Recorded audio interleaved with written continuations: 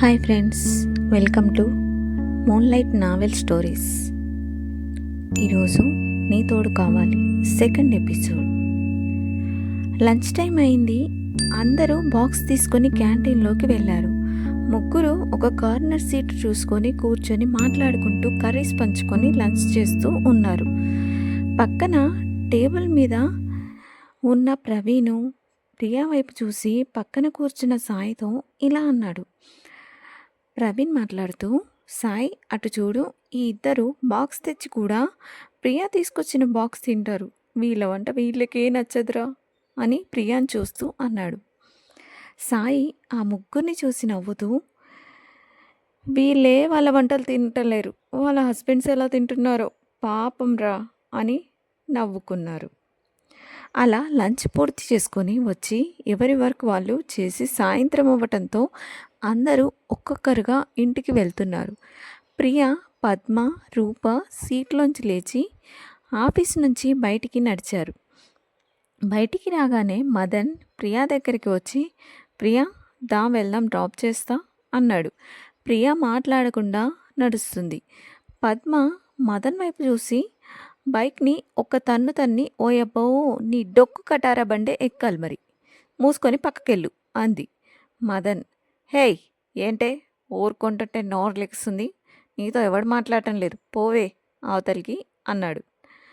ప్రియ వీళ్ళని విసుగ్గా చూసి, వద్దు గొడవ పడొద్దు మదన్, నాకు లిఫ్ట్ అవసరం లేదు, పక్కనే బస్టాండ్, నేను వెళ్ళిపోతా, బాయ్ అని చెప్పి ఫ్రెండ్స్ వైపు బాయ్ అన్నట్టు చూసి బస్టాండ్కి వెళ్ళి బస్ ఎక్కింది. పక్క బస్ స్టాప్లో బస్ దిగి ఓ పార్క్ వెళ్ళి బెంచ్ మీద కూర్చొని గతంలోకి వెళ్ళిపోయింది. పార్క్లో కూర్చున్న ప్రియ గత జ్ఞాపకాలు గుర్తు తెచ్చుకుంటూ, మధ్యతరగతి కుటుంబం ప్రియ వాళ్ళది. తల్లి జయంతి, తండ్రి సత్యం ఒక ప్రైవేటు ఉద్యోగి, ఇక్కడ ఒక్కతే కూతురు. ప్రియ ఉన్నంతలో అల్లారు ముద్దుగా పెంచుకున్నారు. ప్రియ చూడటానికి చాలా అందంగా, బొత్తుగా, చూడగానే ముద్దు పెట్టుకునేంతలా క్యూట్గా ఉండేది. చిన్నప్పుడు పెరిగే కొద్దీ ప్రియ ఇంకా ఇంకా అందంగా తయారైంది. వయసుకు వచ్చేసరికి తెల్లటి మేనిచాయతో, చూడగానే ఆకర్షించే అందాలతో అచ్చం బాపు బొమ్మలా ఉంది.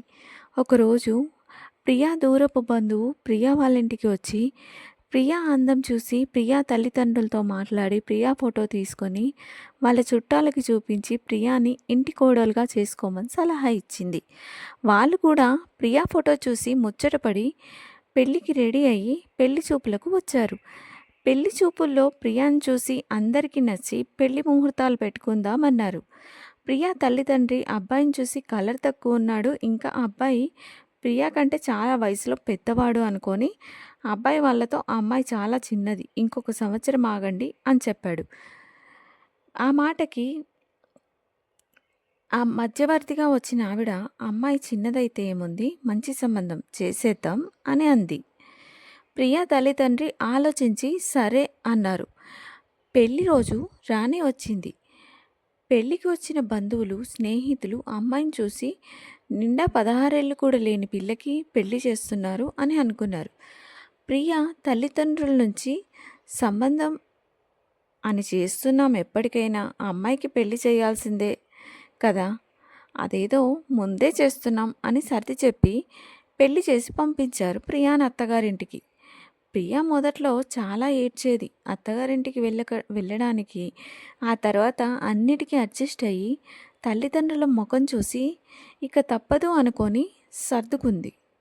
అత్తగారింట్లో ప్రియాకి పనులు రావట్లేవు అని తిట్టేవారు, వంట చేయడం రాదు అని విసుక్కునేవాళ్ళు, ఇంటి నుంచి అదనంగా కట్నం తెమ్మని కొట్టేవారు, ఇంటికి వచ్చిన చుట్టాలు సూటిపోటి మాటలు అనేవాళ్ళు.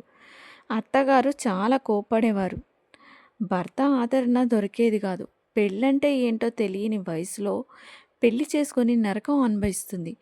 ఒంటరిగా కూర్చొని కుమిలి ఏడ్చేసేది.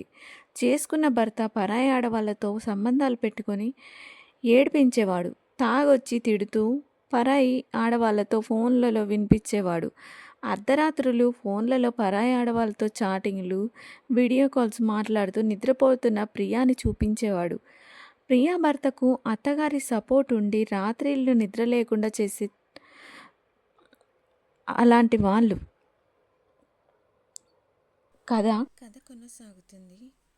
ప్లీజ్ సబ్స్క్రైబ్ చేయండి, లైక్ చేయండి, షేర్ చేయండి. Bye friends.